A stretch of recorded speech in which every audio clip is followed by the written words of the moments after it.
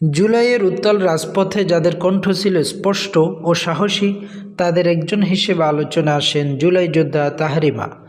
আন্দোলনের সময় রাজপথে দাঁড়িয়ে স্লোগান, বক্তব্য আর প্রতিবাদী ভূমিকার কারণে অনেকের চোখে তিনি হয়ে ওঠেন সাহসের প্রতীক। সে সময় সামাজিক যোগাযোগ মাধ্যমেও তার বক্তব্য ছড়িয়ে পড়ে দ্রুত।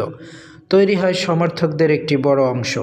তবে আন্দোলনের পর পরিস্থিতি বদলাতে শুরু করে। আইনশৃঙ্খলা বাহিনীর অভিযোগ অনুযায়ী তাহরিমার বিরুদ্ধে উঠে আসে ব্ল্যাকমেইল, প্রতারণা ও মামলা বাণিজ্যের মতো গুরুতর অভিযোগ আছে জুলাই আন্দোলনের মামলার ভয় দেখিয়ে কিছু ব্যক্তির কাছ থেকে অর্থ আদায়ের চেষ্টা করা হয়েছে। এসব অভিযোগের ভিত্তিতেই গত 24শে ডিসেম্বর রাতে গাজীপুরের নিজের টঙ্গীর বাসা থেকে তাকে গ্রেফতার করা হয়।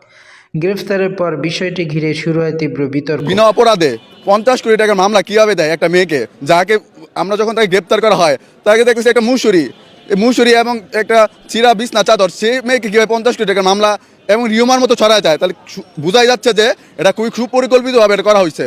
যেহেতু এদের 2 দিনের রিমান্ড মঞ্জুর করা হয়েছে, পুলিশ এই জায়গায় রিমান্ড চাইছে, আমি পুলিশ যে এখনও যে রয়ে গেছে এটা পুরোপুরি স্পষ্ট বোঝা যাচ্ছে।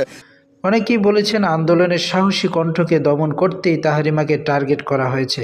তাদের দাবি তিনি একজন প্রতিবাদী কণ্ঠস্বর, তাকে রাজনৈতিকভাবে হ্যায় করতেই এসব মামলা।